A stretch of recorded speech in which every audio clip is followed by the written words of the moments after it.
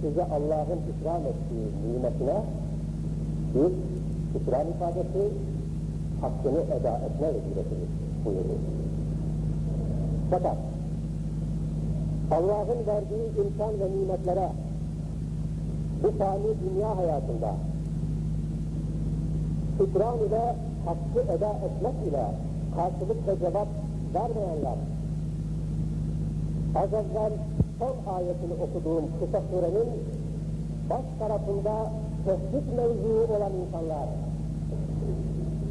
kendilerine elhâkumut tekâfuru hattâ zurtumul makâbir diye hitap edilen Müslümanlar,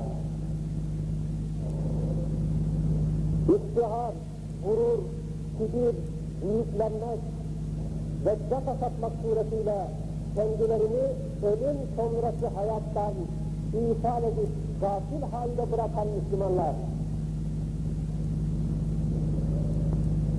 ölmüş kemiklerle belki ahirette hayır ile değil, şer ile yad edilebilecek isimlerle kendilerine rozet ve yaksa arayan gafiller, kabirlere iftihar vesilesiyle gidip dünya gururunu tatmin etmek üzere bir günah ve vebal altında hatta cemai ve toplu bir gayret gösterenler, ahiret nimetlerini anma, onlardan Hak Teâlâ'ya karşı bir şükran ifadesinde bulunmaya mukabil, onlardan gaflet edip de onların hakkını vermeyerek daimi olarak fani olan ve ölçüleri ölümden öteye gidemeyecek değerler ile kendilerinin çoğaltma, fazlalaştırma gayreti içinde bulunanlar, bunları ilha edip, eğlendirip, oyalayıp, kendilerine boş vakit geçirip, aslında ahiret yatırımı olacak gayretlerin dışında kendilerine belki de istikbalde mutlak ve muhakkak bir vebal teşkil edecek hareket tarzlarıyla sınır ve hudut tayin eden gayretlerin sahipleri. Ve bunlarla Allah'ın fasık olan Müslümanlara olan bu hitabı kadre gidinceye kadar, ölüm anı gelinceye kadar, kabir hali ve durumuna müşahit oluncaya kadar ve o gerçeği idrak edinceye kadar, gerçek yapılması icap eden insani vecibeyi tepip de şeytanın adımları arkasından giden ve kendinden de pek fazla haberdar ve müdrik olmayan habersiz cahil ve gafiller. Elhâkumut tekâfuru hattâ zurtumul makâbir. Kella, sizin ahiret yatırımı olmayan gayretleriniz dünyada size hoş gibi göründü. Arkalarından koşup, geçici ve fani ölçüler ile değer ve baha, kıymet takdir etmek istediniz. Hiç sizin tasavvur ettiğiniz gibi değil. فَتَعْلَبُونَ ileride bilecek ve göreceksiniz. Ahiretten sizi oyalayan ve onunla meşgul olmanıza mani ve engel teşkil eden şeylerin sizin ders ve yarınız olmadığınızı, yararınızdan bulunmadıklarını idrak edeceksiniz.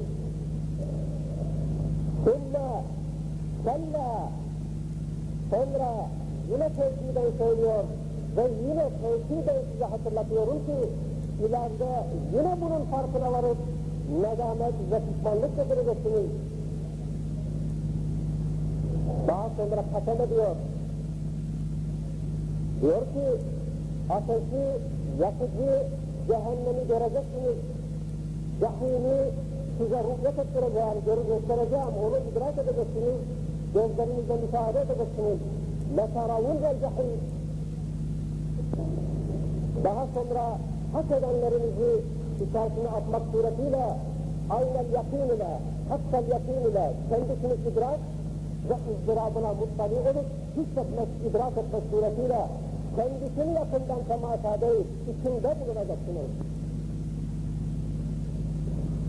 Daha sonra söylüyor, لَتُسْأَلُنَّ يَوْمَئِذٍ عَنِ النَّعِيمِ. Ahirette hesabını veremeyeceğiniz, bu dünyada size nimet ve imkan olarak bahsettiğim şeylerin hesabını mutlaka o gün mutlaka vereceksiniz. Hazreti Peygamber'in beyanı, bir insan kıyamet gününde yaşadığı ömrünü nerede geçirdiği, kendisine verilmiş olan gençliğini nerede çürüttüğü, harcadığı malını nerede kazanıp nereye sarf ettiği, sahibi olduğu bilgi ve malumatını ne derecede kıymetlendirip değerlendirdiğinden hesap ve muhasebeye çekilmeden yerinden kıpırdatılmayacaksın. Bugünün insanı, bugünün genci ve bugünün yaşlısı, 20. asrın teknolojik imkanlarıyla tecviz edilmiş olan bugünün Müslümanları, içinde bulunduğunuz her biri Allah'ın nimeti olan bu dünyevi nimetlerin, ikramların ve imkanların sahibi olan insanlar, sahibi olduğunuz zerre kadar bir şey ihmal ve istisna edilmeksizin mesul tutulacaksınız. Ana baba iseniz, ana babalık imkanını nasıl değerlendirdiğiniz diye hesap vereceksiniz. Genç iseniz, ahiret yatırımı için gayret gösterip göstermediğiniz meselelerde muhasebeye tabi tutulacaksınız. Öğrenme durumunda iseniz, neleri neden öğrenmediğinizin hesabını vereceksiniz. Hoca iseniz, nasıl, neleri, niçin, ne maksatla, nasıl öğrettiğinizin muhasebesine tabi tutulacaksınız. Amir iseniz, imkanlarınızın hesabını sonuna kadar vereceksiniz. Memur iseniz, yapabildiğiniz hususlarda Allah adına ve rızası için fakat onun gazabına mazhar olan şeyleri yapmış iseniz, hepsinin taslamanın hesabına ve murakabesine tabi tutulacaksınız. Elinizdeki imkanlar, radyo imkanları diyecek, televizyon imkanları diyecek, telsiz imkanları diyecek, matbuat ve neşriyat imkanları diyecek, konferans, kongre, ders, sohbet imkanları diyecek. Bu imkanlar ve nimetleri nasıl değerlendirdiğiniz diyecek. Hesabını hazırladınız mı?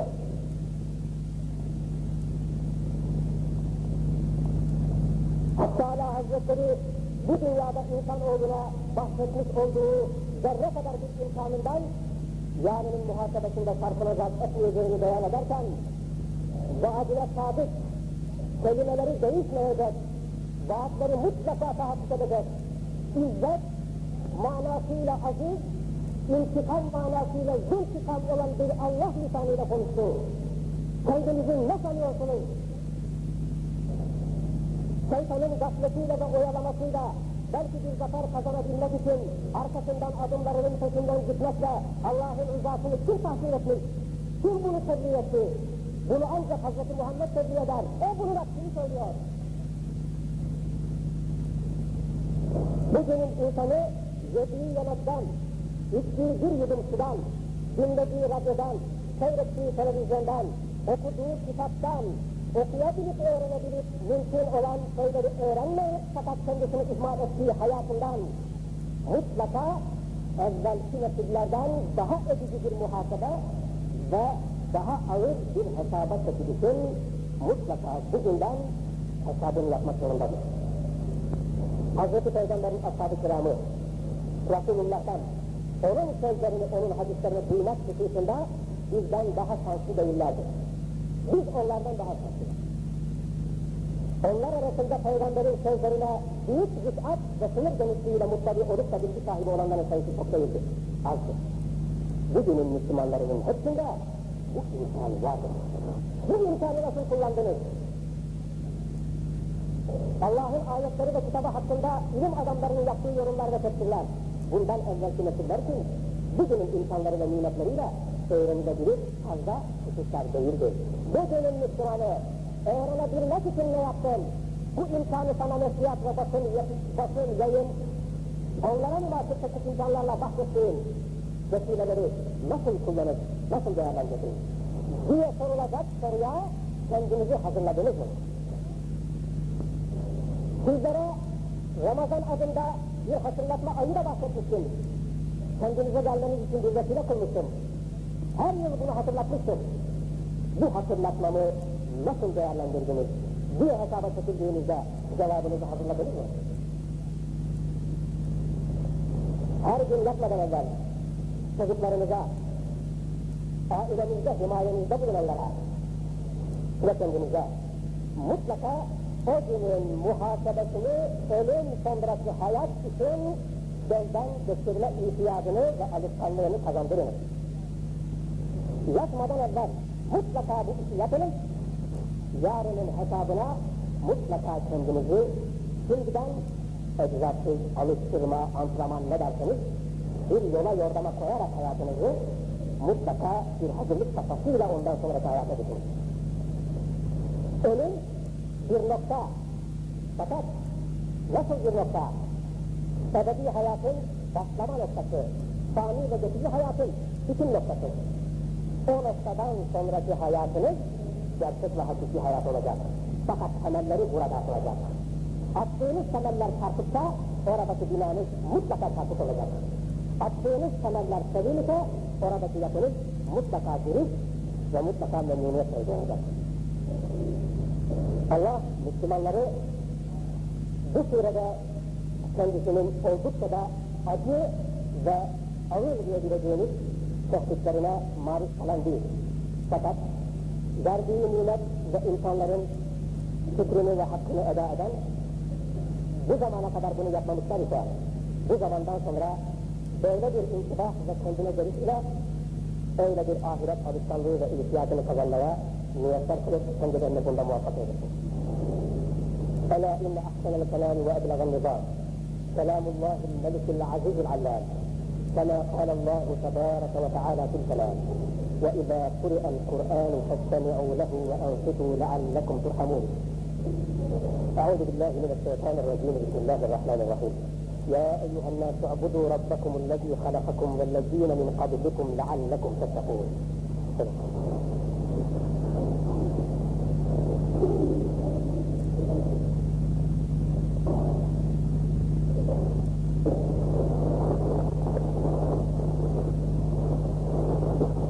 الحمد لله حمدا كاملا والصلاة والسلام على رسولنا محمد وعلى آله وصحبه وسلم.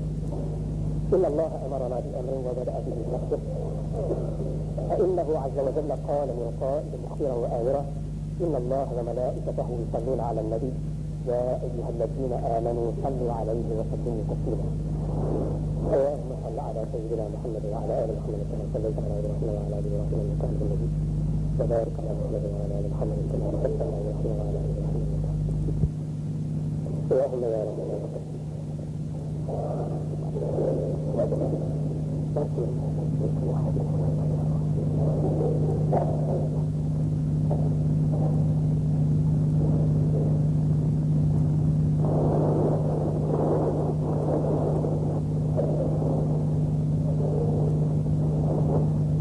Muhterem Müslümanlar, Allah-u Teala bütün Müslümanlara doğru ve dürüstlükten ayrılmamak, adalet ve nıshat ölçülerini gözetmek, dürüst ve doğru hareket etmek, Allah'ı görür gibi ibadet etmek ve ihsanın en geniş manasıyla Allah'ın rıza gösterdiği iyilik ve doğrulukların tamamını yapmaya gayret etmek.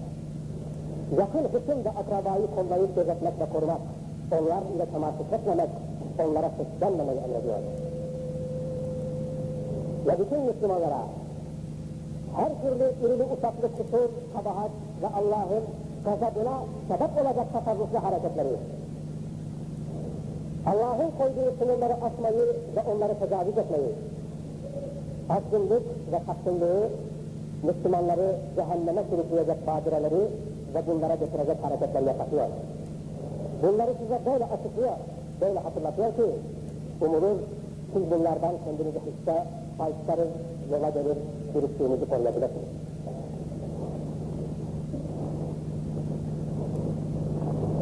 إن الله يأمر بالعدل والإحسان وإيتاء ذي القربى وينهى عن الفحشاء والمنكر والبغي يعظكم لعلكم تذكرون